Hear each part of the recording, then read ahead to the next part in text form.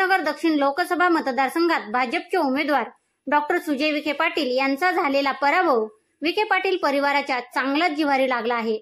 महाविकास आघाडीचे उमेदवार खासदार निलेश लंके यांच्या विजयात काँग्रेसचे ज्येष्ठ नेते व आमदार बाळासाहेब थोरात यांची महत्त्वपूर्ण भूमिका राहिली आहे।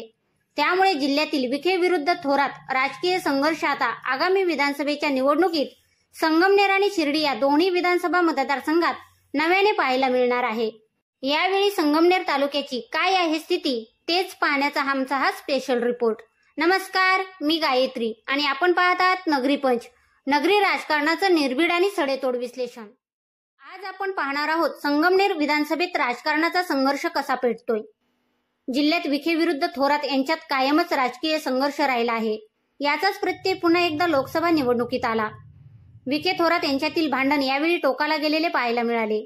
त्यामुळे विधानसभेच्या निवडणुकीत राज्यातील दोन्ही बडे नेते एकमेकांच्या मतदारसंघात हस्तक्षेप करण्याची शक्यता आहे। असे असताना महसूल मंत्री तथा भाजपचे नेते राधाकृष्ण विखे पाटील आणि काँग्रेसचे नेते आमदार बाळासाहेब थोरात यांच्यात राजकीय संघर्ष अधिकच तीव्र होईल। विखे यांनी संगमनेरमध्ये लक्ष घातले तर थोरात विखे यांच्या शिर्डी मतदारसंघ प्रतिष्ठेचा बनवतील। लोकसभेत मात्र थोरातांनीच बाजी मारल्याचे चित्र पाहायला मिळाले। संगमनेर विधानसभा मतदारसंघाच्या इथून मागे झालेल्या निवडणुकीमध्ये आमदार थोरात यांच्या विरोधात शिवसेनेचा उमेदवार असायचा। मात्र राज्यात उद्धव सेना, काँग्रेस आणि शरद पवार राष्ट्रवादी काँग्रेस या तिन्ही पक्षाची मिळून महाविकास आघाडी आहे। शिवसेनेची ताकद संगमनेरात नाही। असे असताना यंदाच्या निवडणुकीत थोरात यांच्या विरुद्ध भारतीय जनता पक्षाचा उमेदवार असेल।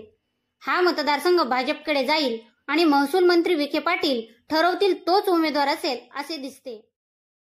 विखे पाटील यांनी पालकमंत्री झाल्यानंतर संगमनेर तालुक्यात थोरात यांच्या विरुद्ध अनेक मेळावे घेतले।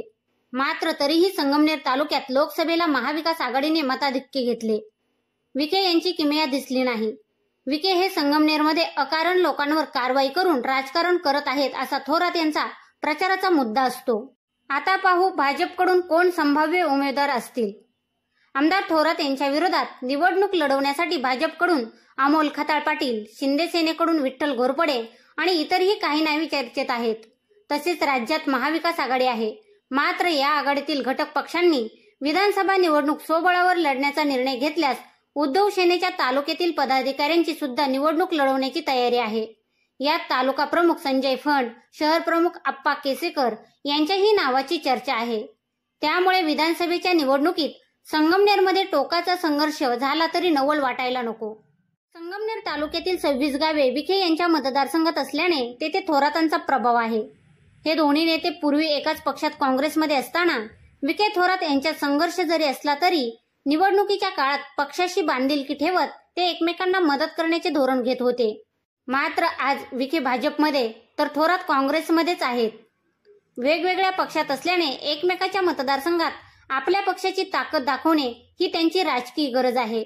त्यामुळे यंदा विधानसभेच्या निवडणुकीत टोकाचा संघर्ष होईल यात मात्र शंकाच नाही। तुम्हाला हा विषय कसा वाटला हे आम्हाला कमेंट करून नक्की कळवा। शिवाय व्हिडिओ आवडला असेल तर चॅनलला सबस्क्राईब करून लाईक व शेअर करायला विसरू नका। पुन्हा भेटू नव्या विषयावर। तोपर्यंत जय महाराष्ट्र।